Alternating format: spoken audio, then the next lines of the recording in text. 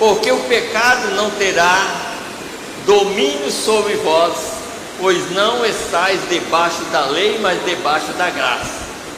Pois que pecaremos porque não estamos debaixo da lei, mas debaixo da graça?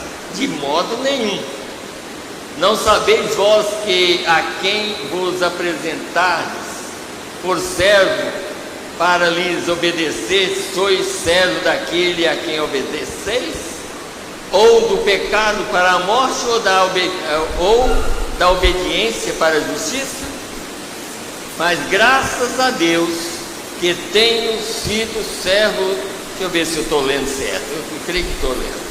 Mas graças a Deus que, tendo sido servo do pecado, obedeceste de coração a forma de doutrina a que fostes entregues. Então aqui é como se fosse assim,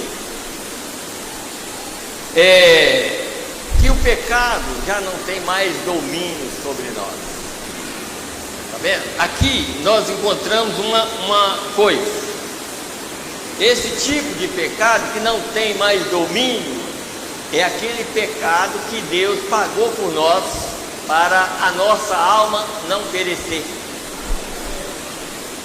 Desde que nós recebamos a sua palavra, e quando recebamos a sua palavra, nós nascemos de novo. Então toda pessoa que é nascida de novo, diante de Deus ele não peca. Diante de Deus ele não é mais um pecador.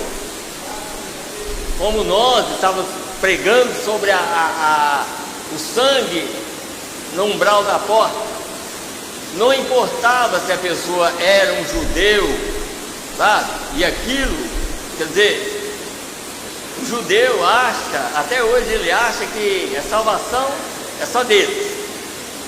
Mas naquele momento não importava que era judeu, seja o que fosse, aquilo não livraria ele, o primogênito, da morte. Só o sangue no umbral da porta era aquele sinal. Hoje, irmão, se nós somos filhos de Deus aqui e já temos o penhor do Espírito em nós, aí sim, Deus, como o profeta diz, Deus não, quando nós erramos, Deus não nos vê. Ele olha para Jesus. Se Jesus nunca errou, nós também não erramos. Que ele olha é através do sangue que foi derramado, porque ninguém daria conta de vencer, mas ele venceu por nós na cruz do Calvário. Então o eleito, na verdade, que é eleito, que já tem esse novo nascimento, que já tem realmente esse selo dentro, e se ele tem, ele vai procurar obedecer. Não é que ele não vai errar, não existe ninguém que não erra, porque se houver alguém que não erra, ele ainda continua sendo mais pecador do que tudo. Todo mundo erra, todo mundo erra, mas a coisa é certa que quando o eleito erra, ele recorre àquele que pode e que pagou o preço por ele. E ele sabe que somente o sangue de Jesus Cristo é que pode tirar aquela mancha do pecado. Deus é o juiz. Jesus, a palavra, é o advogado. E esse advogado derramou sangue aqui na cruz do Calvário para que esse sangue pudesse ser olhado durante todos os 2000 anos. Esse sangue tem tanta validade hoje quanto teve lá quando ele foi derramado. Diante de Deus, esse sangue tem valor e nós devemos valorizar a palavra, porque foi a palavra que sangrou na cruz do Calvário. Não foi outra coisa, foi a palavra. Então vamos aqui, para mim não ficar só nas minhas palavras, vamos aqui ler algo aqui. Primeiro leio algumas partes menores aqui. Está dando para os irmãos ouvir? Por causa do trovão, né? Mas vamos lá. Eu quero ler aqui na mensagem Crendo em Deus, Só para os irmãos entenderem uma coisa aqui, ó. Aqui. Eu creio que é o 93 que eu anotei aqui. Então vamos aqui. Crendo em Deus. 92. A partir do 92. Isso do lado de fora é pecado. Então não tem jeito. Esse do lado de fora é pecado desde que ele veio de Adão. Você nunca vai conseguir melhorar como profeta. Não adianta você tentar melhorar esse aqui, porque esse não tem jeito para ele. Então diz aqui, e isso do lado de fora é pecado. Você sabia disso? Você sabe que seu corpo é pecado? Esta é a razão pela qual não tentamos aperfeiçoar esse corpo. Ele é pecado. Viu o quê? Não importa se é um filho de Deus ou se não é, o corpo é pecado. Esse corpo de fora é pecado. Vocês, aí diz aqui, aperfeiçoar esse corpo, ele é pecado. Você sabia disso? Ele foi nascido em pecado, formado em iniquidade, veio ao mundo falando mentiras. E aquela alma é da mesma forma até que a alma morra e então nasça novamente de Deus. Então aquela alma não pode morrer. Você está vendo? Que o sangue foi derramado? Então, quando foi derramado, era para limpar essa alma. Então, quando você é redimido, quando você nasce de novo, então o pecado, porque Jesus pagou isso, esse pecado aí já não tem domínio sobre você. Você está livre. O Redentor te livrou, o Redentor nos livrou quando ele morreu.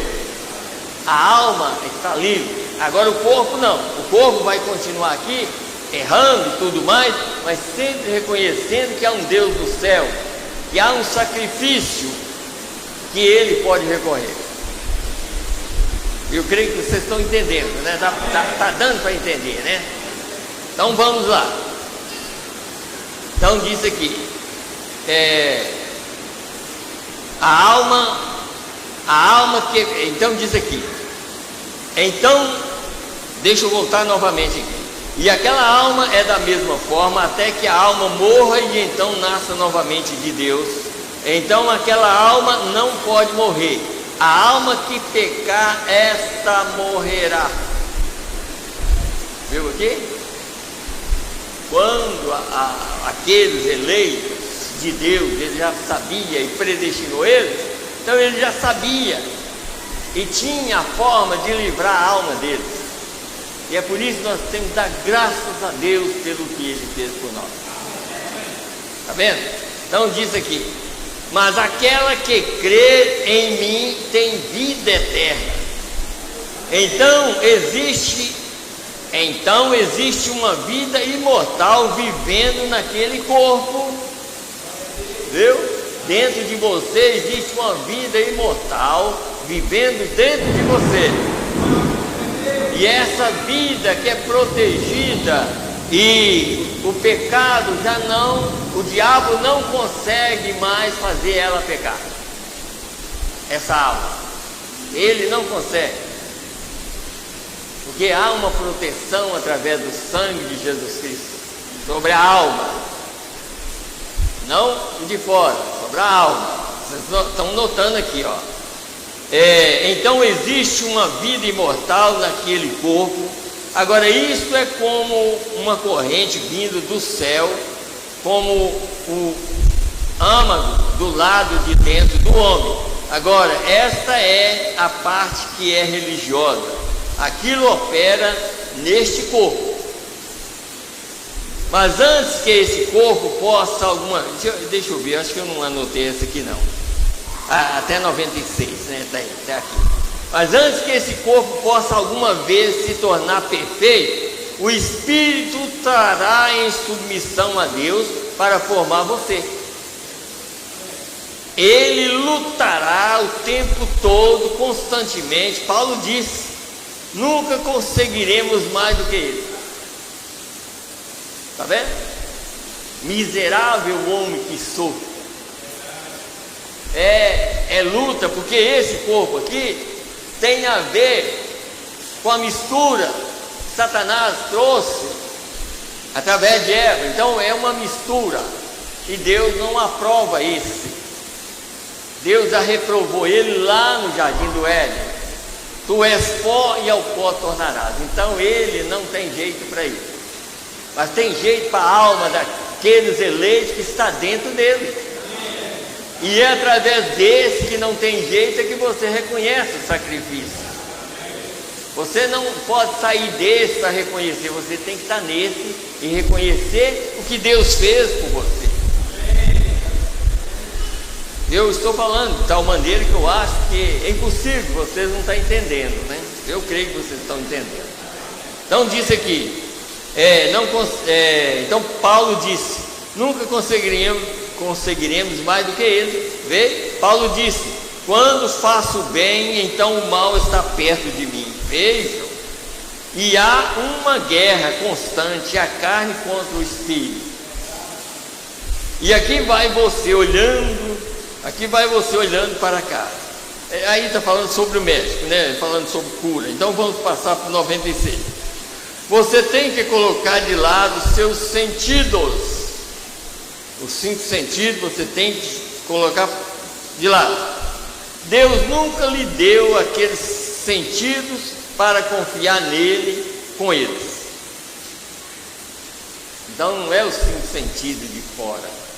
Esses 5 sentidos de fora os animais têm, mas Deus te deu uma alma. Deus te deu um espírito inconverso, que está em Efésios capítulo 5. Quando nós chegamos aqui contando mentira, Deus colocou ainda dentro de nós um espírito inconverso, para que Ele mesmo pudesse fazer a mudança daquele espírito.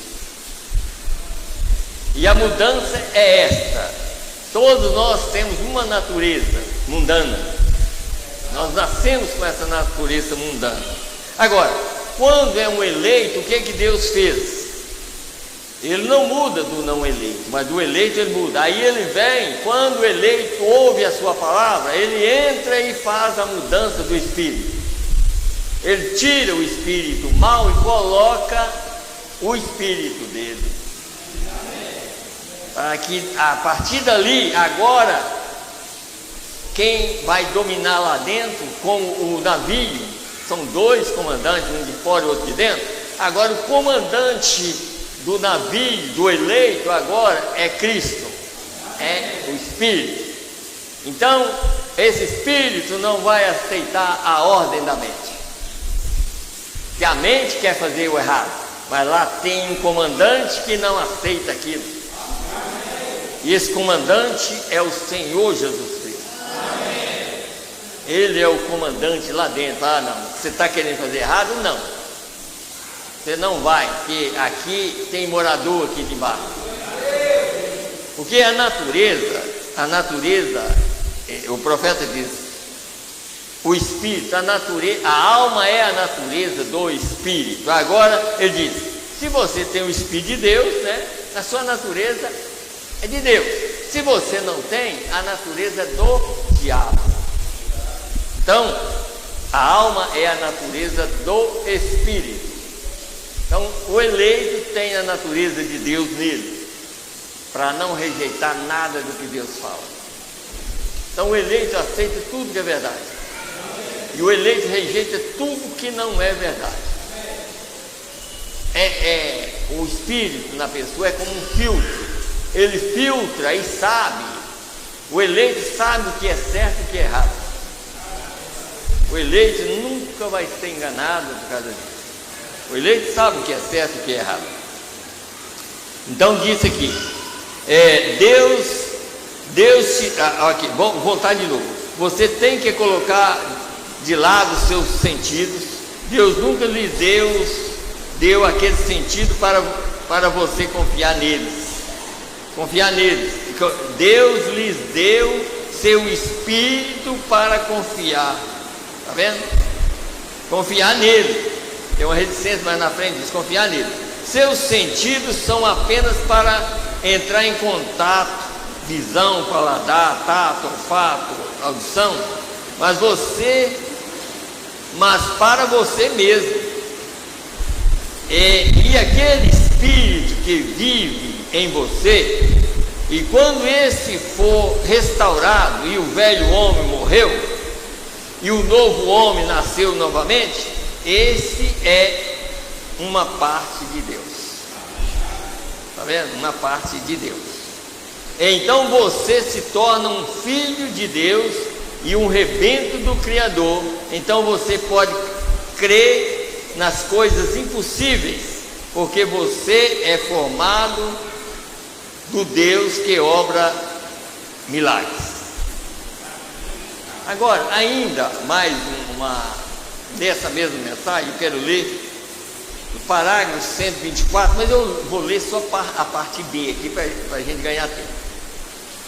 Diz aqui: e estando nós mortos em Cristo, está vendo?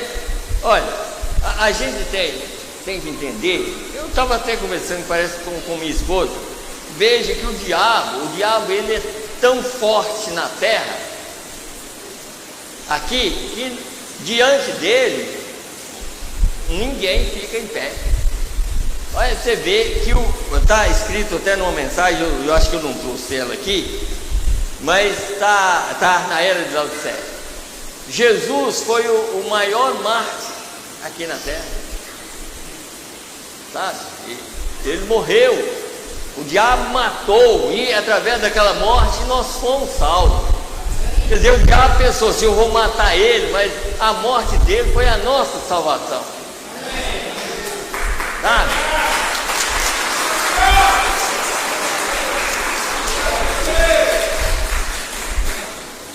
Que ele pensou assim, eu mato ele e acaba. Não, a morte dele foi o nosso livramento. Que ele matou ele, mas o poder dele é tão grande que ele o ressuscitou no terceiro dia. Então o que nós temos que entender é isso aqui, ó. E estando nós mortos em Cristo, tomando a semente de Abraão, e somos herdeiros de acordo com a promessa. Escute bem, aí está você, e aquilo traz não em nossos corpos, somos gentios em nossos corpos, no de fora, somos pecadores em nossos corpos. Está vendo? Falando tudo.